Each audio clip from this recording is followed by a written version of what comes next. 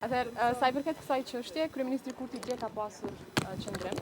Pra në pyetjet e gazetarëve në raport me qëndrimet e presidentit Trump, ai ka shpreh edhe një herë vullnetin e qeverisë së Republikës së Kosovës për normalizim të marrëdhënieve me Serbinë. Ne kemi konsideruar që ky normalizim është i mundur, por është jashtëzakonisht e rëndësishme presioni mbi Serbinë. Pra, ata të cilët në vazhdimsi kanë qenë destruktiv në raport me këtë proces është Serbia, prandaj edhe ka qenë jashtëzakonisht e rëndësishme dhe është tejet e rëndësishme që ky presion të vendoset mbi Serbinë. Ne mirëpresim në vazhdimsi rolin e Shteteve të Bashkuara të Amerikës në raport me Republikën e Kosovës. Ata janë partner strategjik, siç e ka përmendur edhe kryeministri Kurti, prandaj roli i tyre është jashtëzakonisht i domosdoshëm.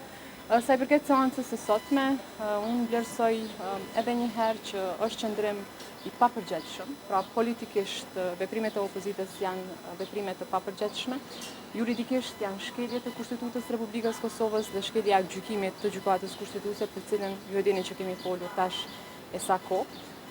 Unë uroj që opozita të reflektoj, sepse është jashtëzakonisht e rëndësishme që ata të marrin pjesë në votim.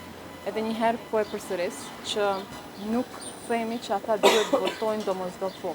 Ne po themi që është e rëndësishme që opozita të marrë pjesë në votim, e ka obligim kushtetues bazuar edhe në gjykimin e gjykatës kushtetuese, pra ata duhet votojnë për, kundër ose të abstenojnë.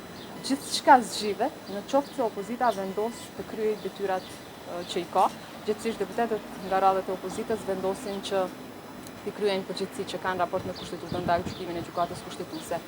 Lëvizja vetëvendosje që nga seanca e 15 prillit ka shpreh vullnetin, kontributin, gatishmërinë për konstituimin e Kuvendit të Republikës Kosovës. Qëndrimi jonë është i qartë, duhet konstituohet kuvendi sa më parë dhe pastaj t'i hapet rruga qeverisë. 34 herë kemi pritur opozitën, nuk përbojnë. A ka ndonjë propozim tjetër, ndonjë rrugë tjetër nga lëvizja vetëvendosja? A ka nëvojë 34 herë tjera që kanë me i prit edhe ata nuk kanë votuar? Së pari, secili deputet i Kuvendit të Republikës Kosovës, kur të vijë në seancën konstitutive, duhet ta ketë të qartë që obligimi i tij apo saj është që të votojë për, kundër dhe abstenim. Lëvizja vetëvendosje që nga 15 prilli ka votuar për. Pra vota për nuk është votë bllokuese dhe gjithçka që ka është varur nga ne e kemi bërë. Ta zëm, ne do të ishim bllokues në qoftë se pas votimit të deputetëve nuk do të bënim propozimin për kandidatin për kryetar kuvendit, siç ka ndodhur në të kaluarën për 2 muaj radhazi PD-ja se kishte propozuar emrin e kandidatit për kryetar kuvendit. Po ne se kemi bërë këtë, e kemi adresuar përgjegjësinë që kemi, prandaj kemi thënë që është e rëndësishme që kemi bashkë, që kemi të unifikuar, pra që të ketë unitet në raport me konstituimin e kuvendit.